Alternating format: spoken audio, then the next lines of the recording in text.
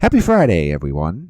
Baseball is back today. It's going to start with a 2:20 p.m. game between the Boston Red Sox and the Chicago Cubs. And then the Yankees will take the field in Atlanta, home of the All-Star game, against the Braves at 7:15 p.m. Eastern start time. The Yankees have not yet announced the probable pitchers for that series as they continue to wait and see if Max Fried and his blister will be available in this series, and obviously will change the complexion of how they set up this rotation.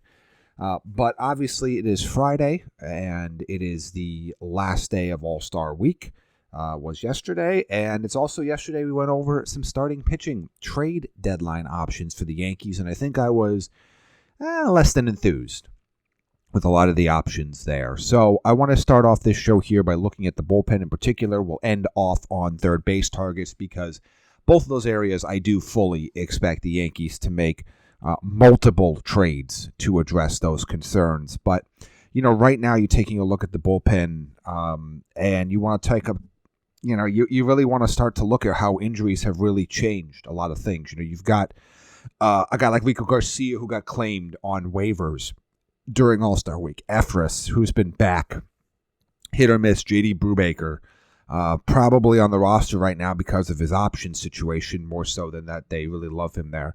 Jonathan Loaizaga, a guy that's been really good for them in the past, but is really struggling so far this year. Ian Hamilton, who I don't think has been very good this year and does still have an option left. And then I think you have three guys that aren't going anywhere anytime soon, and that is Tim Hill, that is Luke Weaver, and that is Devin Williams. But you can be looking for multiple bullpen arms here. And they've been really connected with a lot of different names. And I think probably the biggest name that you've heard associated with them is probably Emmanuel Clase. That would be obviously really a really intriguing option. He hasn't been as good this year as he has been in the past, and I think there's been really since that series against the Yankees in the postseason, I think you would probably argue that that's kind of where the line of delineation has been. But he's still been really good. He still has a sub-3 ERA. He has a FIP at 2.41. He's still doing better. He's taking a look at what he's been able to do this year. He's just given up a lot more hits and a lot more walks. That's all. Just giving up a lot more. I know. But it's one of those things where he kind of got off to a really slow start, kind of carried over from last season, that tough stretch. But this is somebody that has elite stuff and is a really tough person to face. And if you want to take a look, if you take away his March, April, his open of the season, those first 14 games, you look at what he's done May, June, July. He had a 0.84 ERA in 11 games in May, a 1.54 ERA in 12 games in June, and so far in the first half of July, a 1.17 ERA in 6 games. So he has done a lot better. And, the walks are still probably a little bit of a concern. But for the most part, he has still been really good, even if he's not quite the dominant self that he was last year. And you just got to remember what he did last year. Finished top 3 in the Cy Young, finished 11th in the MVP voting. So, I mean, that's a pretty crazy option for him. But, he's a name that's been thrown out. Johan Duran of the Twins. Don't see him being traded. David Bednar is interesting. He had a really, really rough start to the season, but he has come back around. And by the way, as I'm doing this, I'm throwing out just some names you should be aware of. This is not going to be an hour-long podcast where I break down 20, to go in depth to break down the pitch repertoire of 20 different relievers. But what I'm doing is going to kind of give you the surface level of where these guys are and probably the likelihood that they could get moved. Bednar had a really, really bad year last year. Really struggled to start this season after making back-to-back All-Star appearances in 2022 and 2023. but he does have things back on track a bit. He has been somebody that is going. I would be surprised if he is not moved to somebody, but he has really turned things around lately. You want to just take a look at his month by month splits here. As you look through what he's been able to do.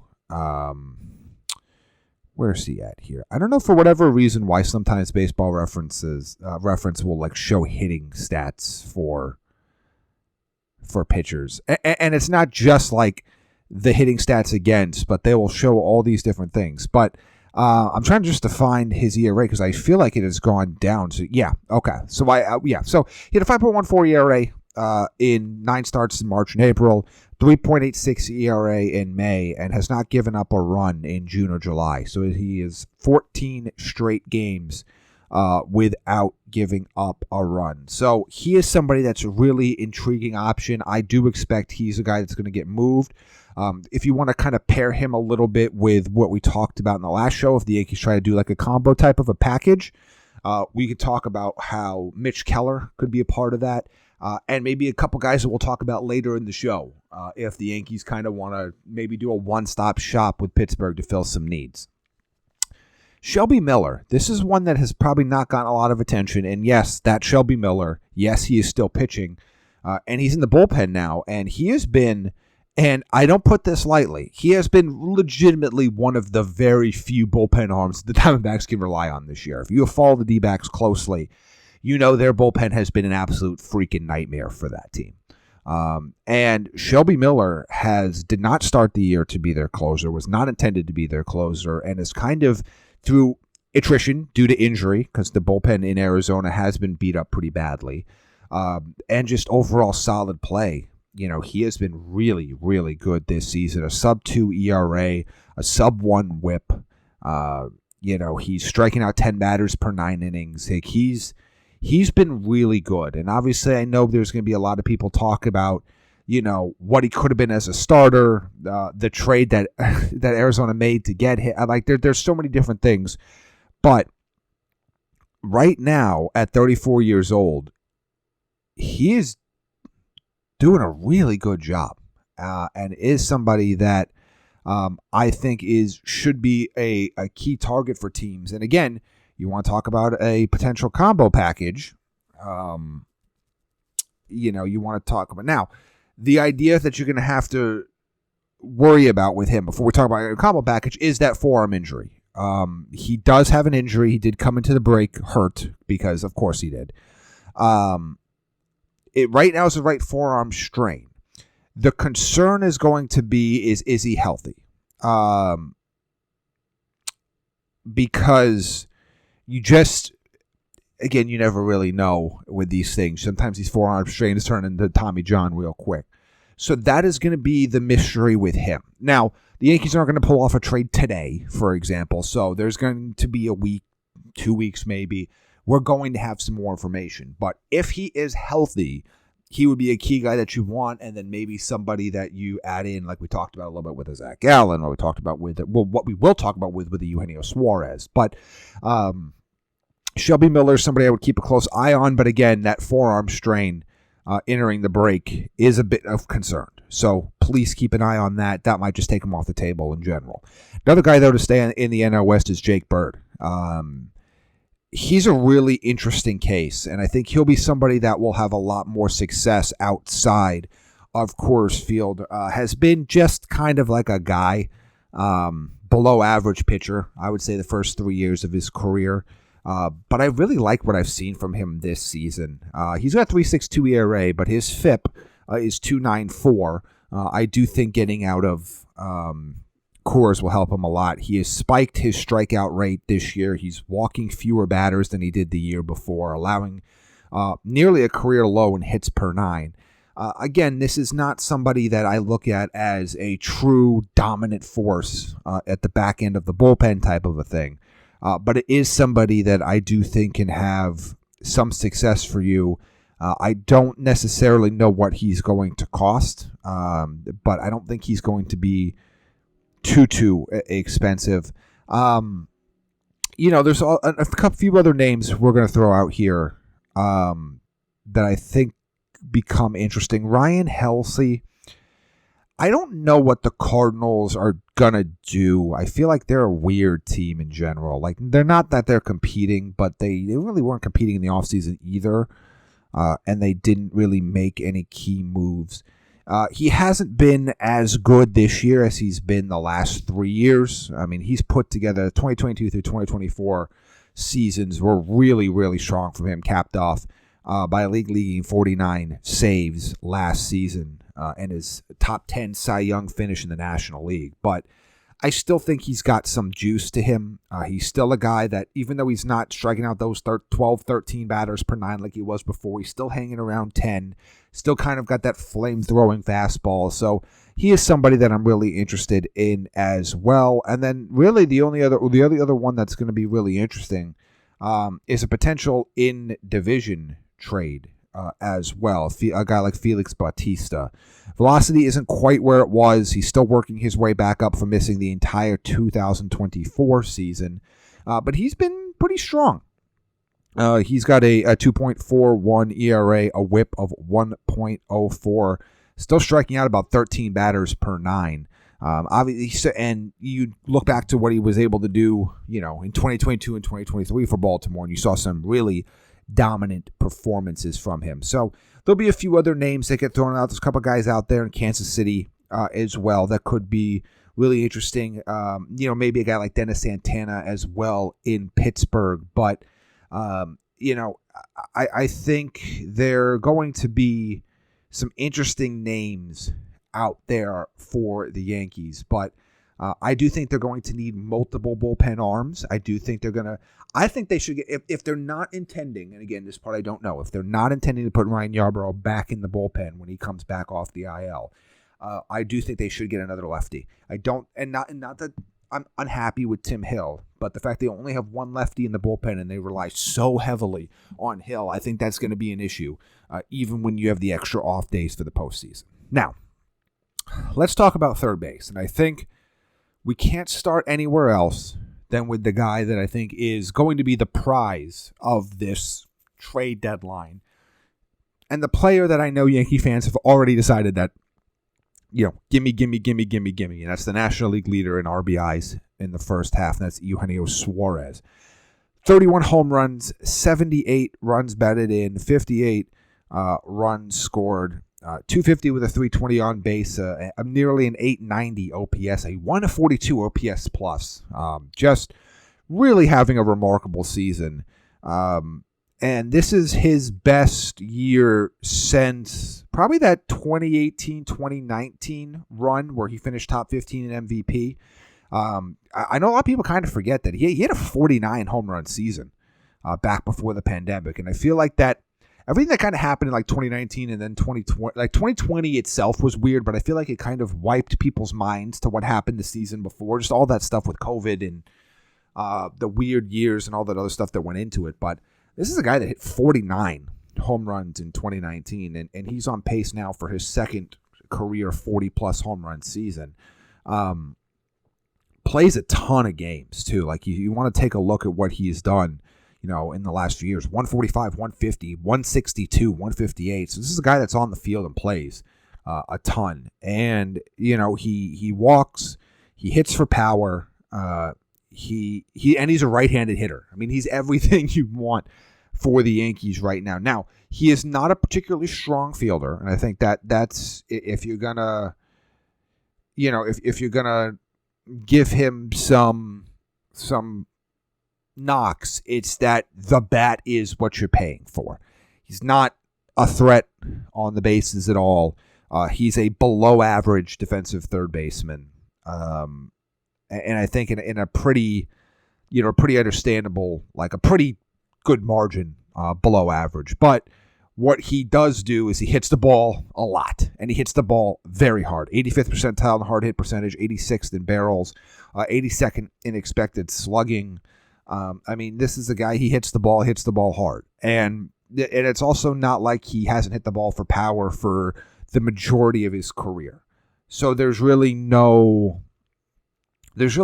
that screams, oh, he can't do this. Now, hitting home runs as a right-handed hitter in Yankee Stadium is a little bit different. Although, again, it's not that it's, aside from the elevation, it's not that it's a walk in the park at Chase Field either. But the Yankees need some more balance in their lineup in terms of lefties versus righties just for these late game matchups. They've seen a lot already this season, and they're going to see even more in the postseason. And I think he would be the absolute perfect fit there, even though, he's not great defensively. But I think at this point, you're kind of having to live with that. One of the other options for the Yankees, if they do not go with Eugenio Suárez, who is my pick, is Isaiah Kiner-Falefa, a former Yankee. This is one I do not want. I don't think he does really anything all that well this year. He used to be a really, really strong fielder, and I think that's something you took. I wouldn't call him an elite fielder, but he was a well above average fielder. Has not been that so far this year. Doesn't hit the ball hard. Doesn't give you a ton on the bases. His versatility and is able to play a ton of different positions while still probably hitting around 270. That has some value. But really, I don't think that has some value for a team like the Yankees with the holes that they currently have. So he's a hard pass for me. Even if you miss out, I'd rather see what you guys have now. The other Pirate that's really interesting is Ke'Bryan Hayes. And this is kind of like the complete opposite of Suárez. And this is a case of you have, if not the best, you have one of the best defensive third baseman in baseball. I mean, he is truly elite with the glove at his position. This year, he's been elite. He's been between elite to a very above average pretty much since with the glove pretty much his entire career. His absolute worst finish on StatCast in terms of fielding run value, his worst in his career, was 78th percentile. Like, this is a guy that is just an elite defensive third baseman. He's pretty good on the bases as well. Like, when he gets on, he's well above average in that field. He cannot hit at all. Period. He has nothing. He is a first. I almost said oneth. That's not a word. A first percentile batting run value. You can't get lower than that. He is nothing with the bat. You stick him in the 9 hole, and he is going to go 1 for 5. He's going to go 1 for 4 if you're lucky. Like, that is it. There is nothing with here. There is no pop. There is no line drive. There is nothing here. He's got a 293 slug this year, a 290 slug last year. OPS under 6. There's nothing here with the bat. So, to me, this is a player that you're looking at as purely a glove, and I think that has to be we missed out on Suárez type of a player. I just don't think there's any other potential option for him. 2 other names I want to discuss. One of them is Ryan McMahon, and he's a name that's come up. He's a lefty. This is a really interesting name because he statistically has been one of the weaker hitters in baseball this year. And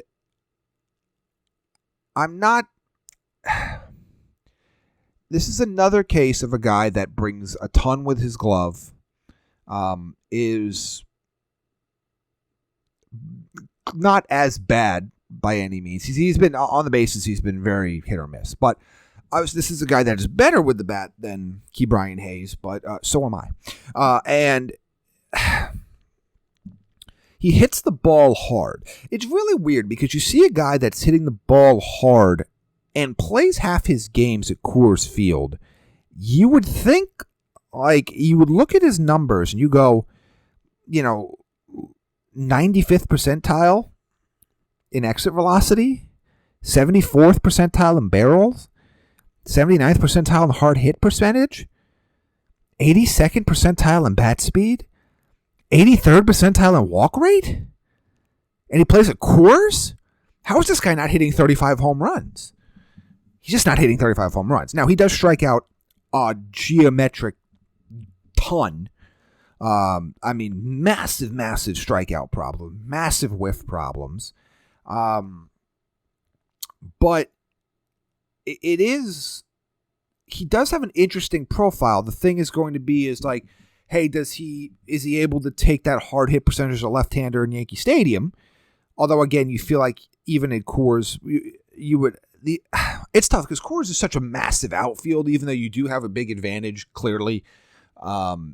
So there should be a chance for you to be hitting more doubles and things of that nature. But this is just a guy that looks like he should have been better than he is, and looks like he should still be this year better than he is. But I'm not sure that's the guy that's going to be perfect for the Yankees. Like, again, another situation where it's like, okay, well, now it's a left-handed hitter, doesn't help you with that lineup construction. Again, this is a fallback option. To me, I would probably put him right now in second behind Suarez. But this feels like a backup option. I am intrigued by McMahon. I do think there's something there.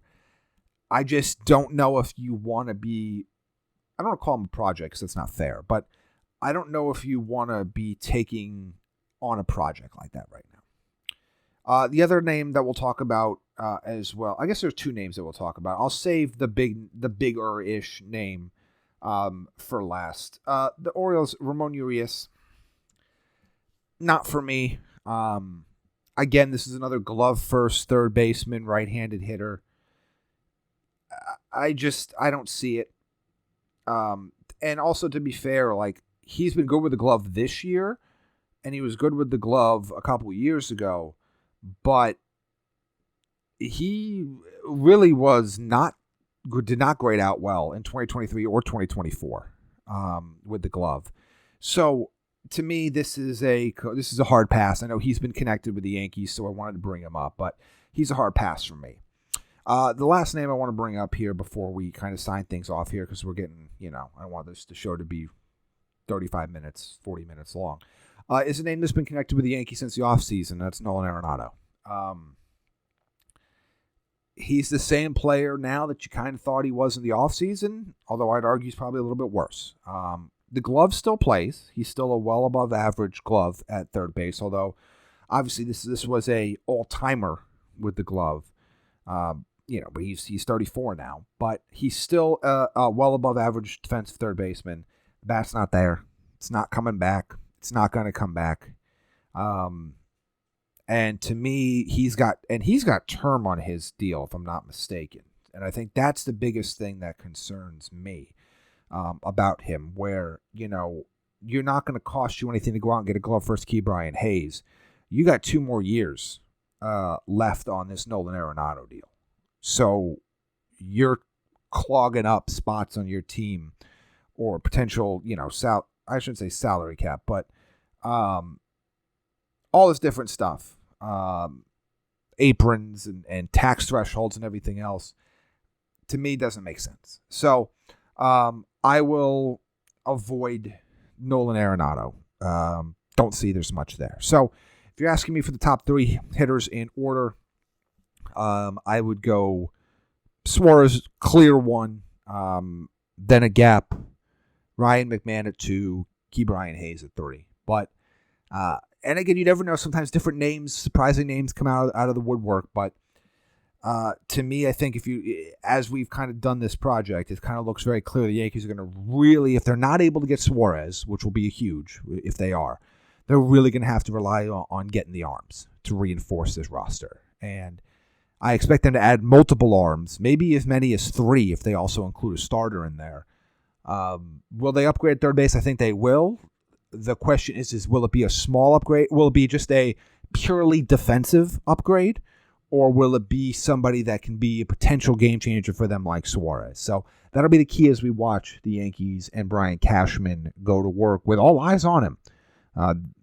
Everybody expects him to be aggressive. That's the reports. Derek Jeter said it. John Heyman has said it.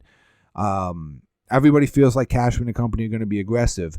all eyes will be on him these next couple weeks as he try to get the Yankees not only back atop the AL East, but in a position to make another run for the World Series.